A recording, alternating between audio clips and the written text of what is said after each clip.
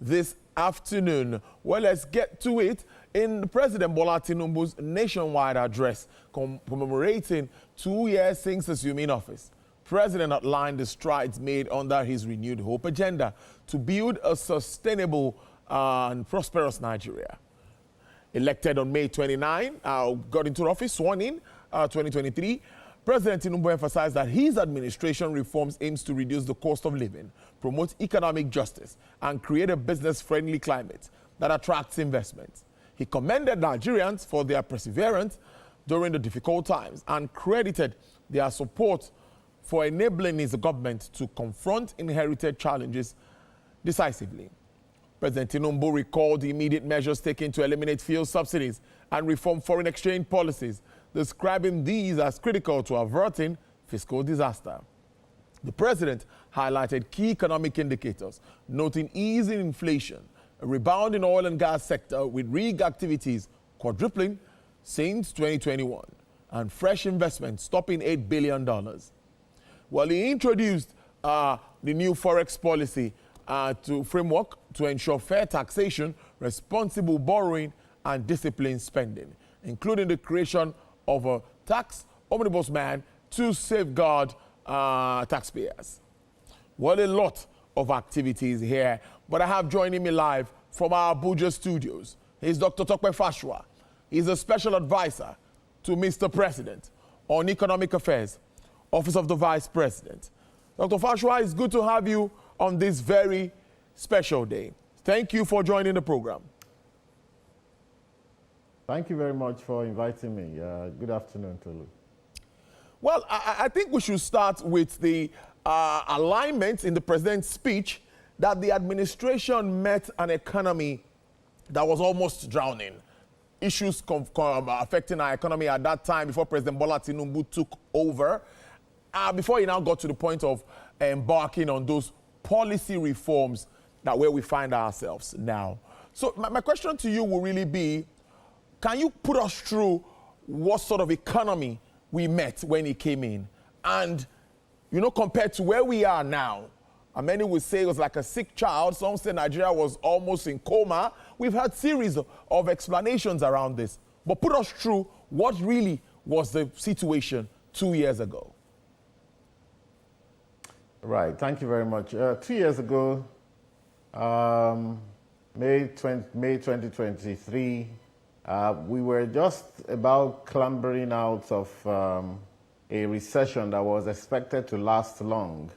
You know, COVID had happened in 2020, and the whole of 2020 was gone. A recession came again. There was a lockdown for most of 2021. People couldn't travel easily. There was a time we had to get several tests to be able to travel. You do a test here, you do a test where you're going to. The world economy basically closed up. Even trade and, you know, trade slowed down among countries. Supply chains crumbled as well. And so many countries were trying to just see how they could get out of that. Nigeria had its own peculiar issues.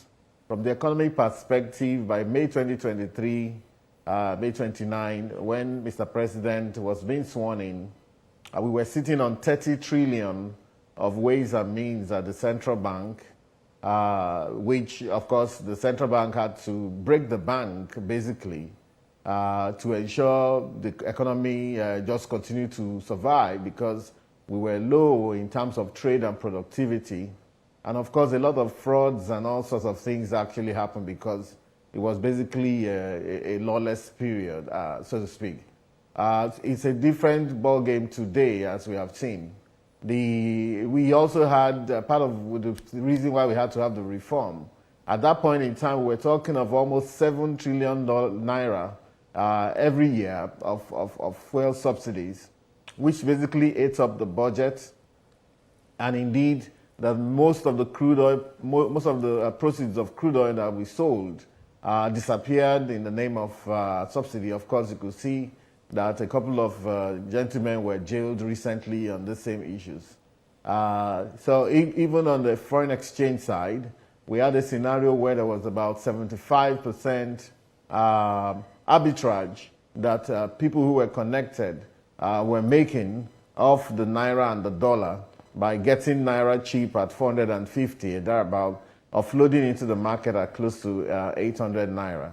There was disarray. Basically, what Mr. President met was an economy on tenterhooks, an economy that was just basically limping along, hoping that something big will come.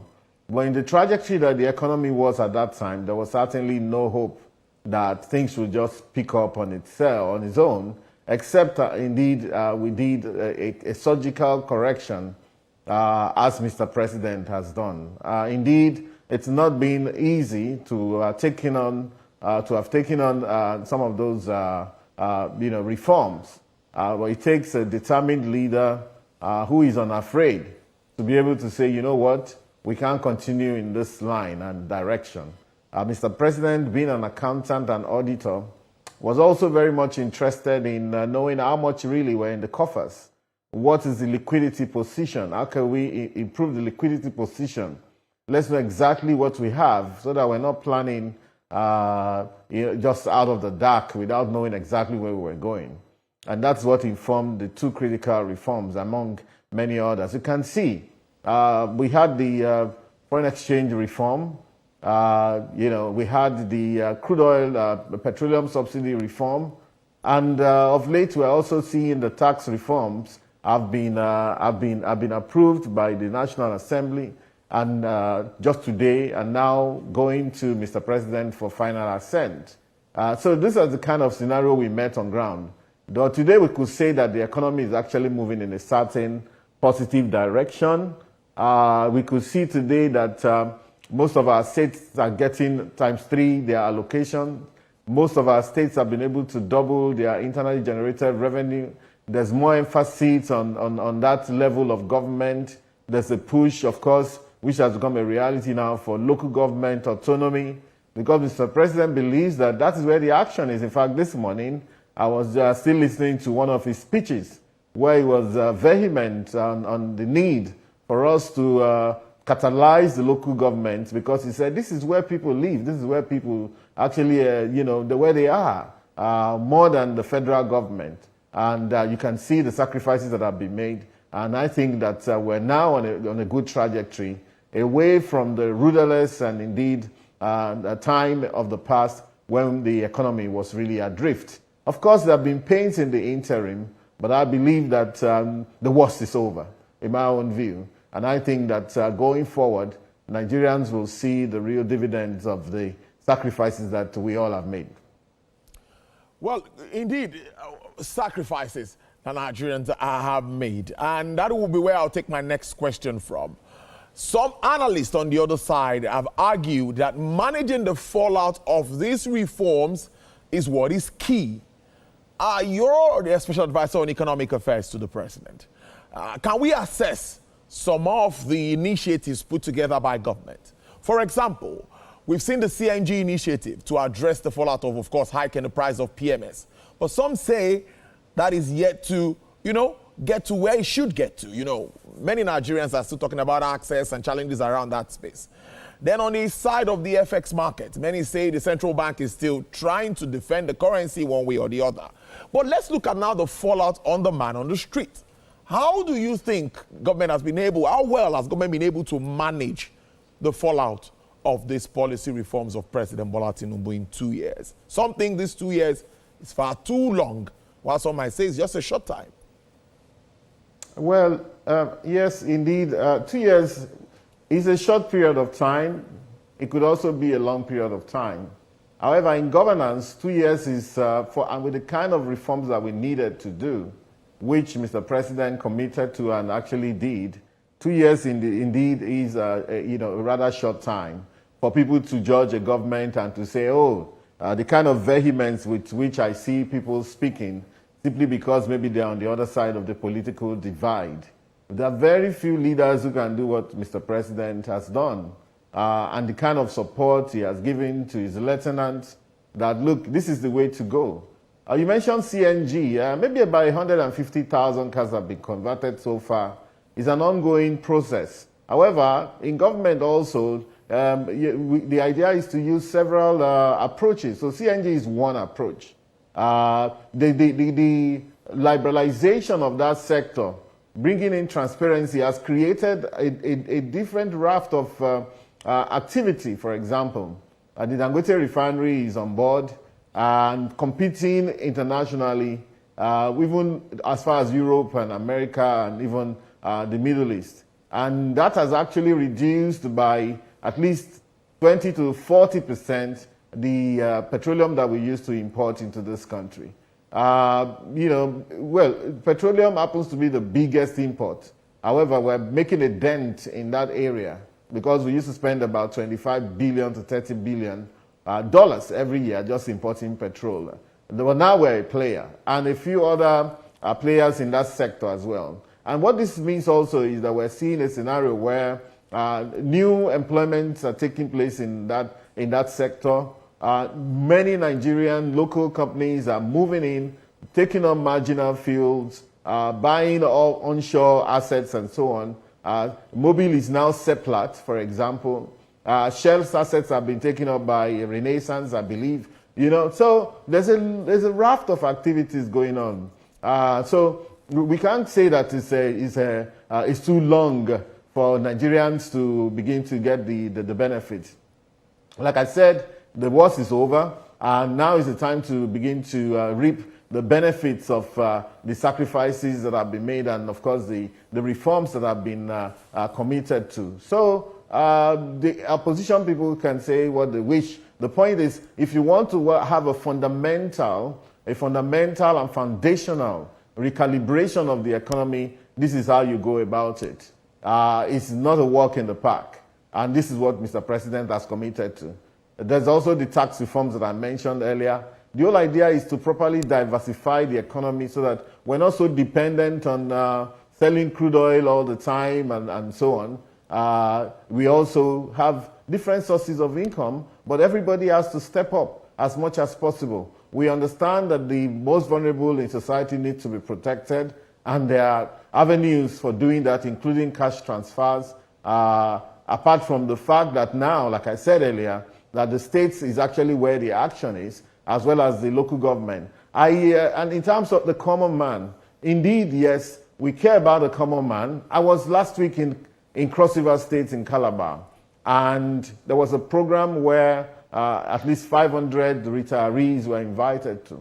And for the first time, I was hearing praises for the governor of that state, Governor Basio too, who actually wasn't even around on that day. But the pensioners were saying that for the first time, they are able to get some of their emoluments on time.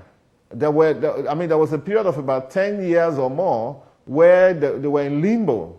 And I think the reason why this is possible is because of the amount of money that have been pushed down to that rung of government, to that level of government, and of course the further capacitation of local government, level of government. As in 1999, when Mr. President was the governor in Lagos State, the local governments were capacitated.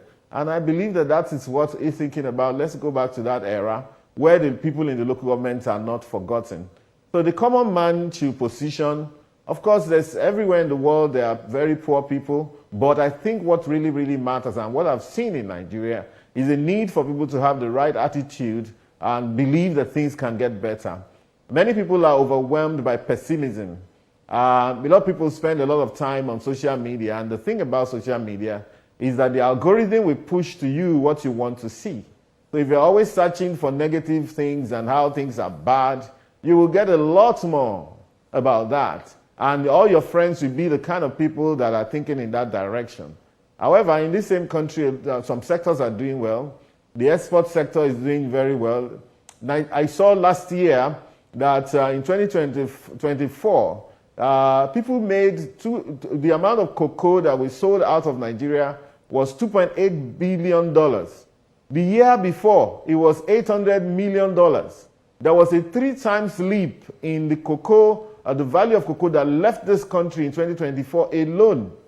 And that's remarkable. And there are people in that space. There was an article in Business Day where they said that the cocoa boys went back to the farms And some of them were bankers, some were engineers who left what they were doing before and went back to the farm, from Osun State to Ondo State to Ekiti State to as far as Cross River State in the Ikom area.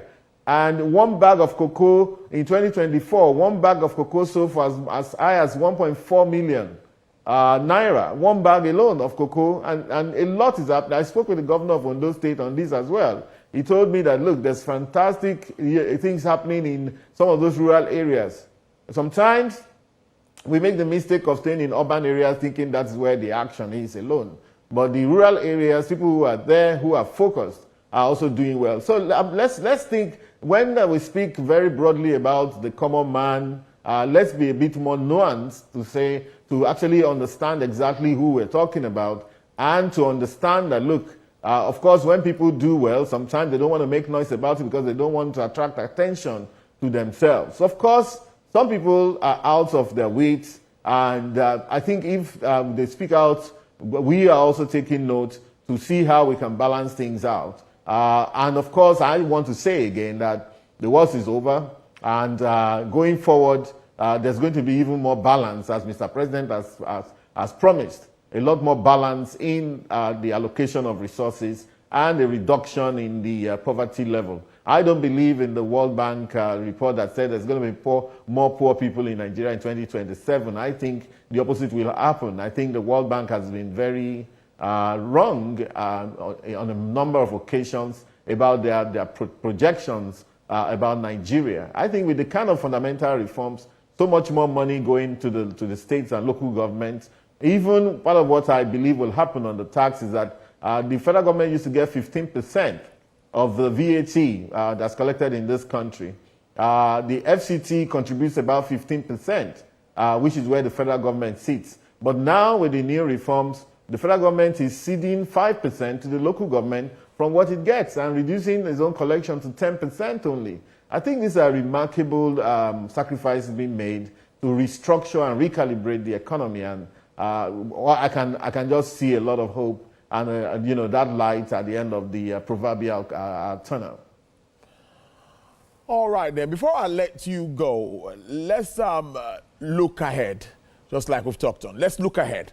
We now see foreign exchange, a bit of stability, debt to GDP ratio also looking pretty good. And of course, many will talk about our debt obligations we are meeting up, and just heard what DMO says about oversubscription, and that talks about investors' confidence in Nigeria. Moving on, what are your expectations regards to easing inflation and other initiatives or other prospective figures concerning Nigeria's economy? What are you thinking around that space as we move on in 2025? Well, yes, thank you very much. Even the World Bank that I mentioned now, the project at the last NDP that was done, the Nigeria Development projections that was done a couple of weeks back, that's indeed that there'll be an average inflation rate of about 22% in Nigeria for the year.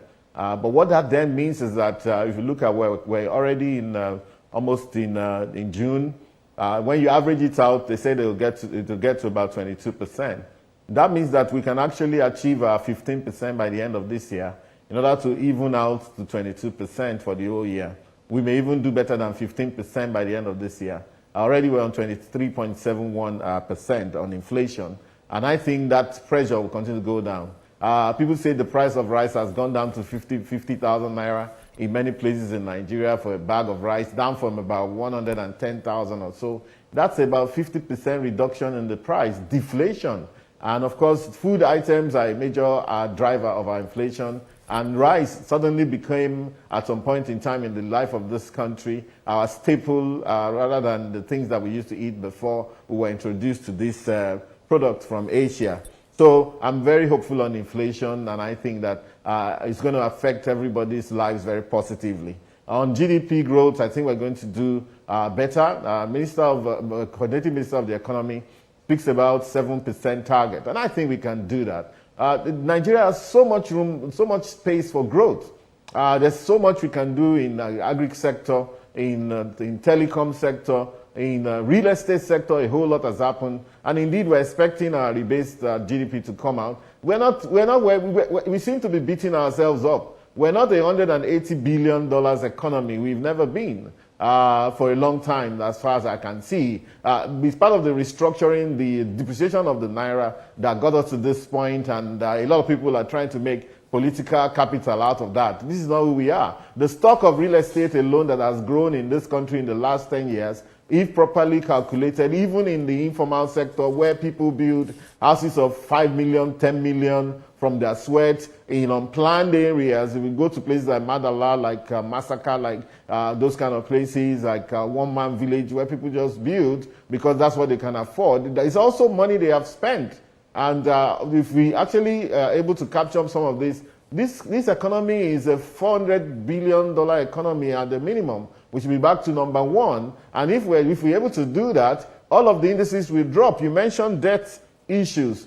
There's been a bit of hoopla in the last few days about is Nigeria overborrowed. Nigeria is maintaining one of the best debt management strategies in Africa. If you went to Kenya, you'll see debt to GDP at least 70, 75%. South Africa, 80%.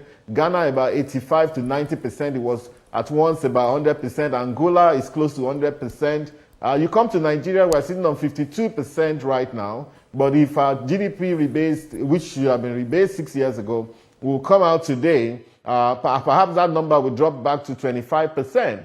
And no serious country is sitting on 25% debt to GDP. Equally, the work that's been done on the revenue side means that, if the revenues ramp up properly, even our debt service to revenue will be a lot lower than the current about 74% where it is. As at December 2024, it was at 64%. As at December 2022, when I was looking at the numbers, it was 120%. We managed to have that, in 2 years. Even in December 2023, it was close to 94%. We went down to 64%. And a lot is happening. The states in 2024 alone, our states were able to repay down 32% of their global exposure. One state actually repaid about 97% of what it owed. And only 3 states borrowed. Enugu State borrowed, Niger State, they had some projects,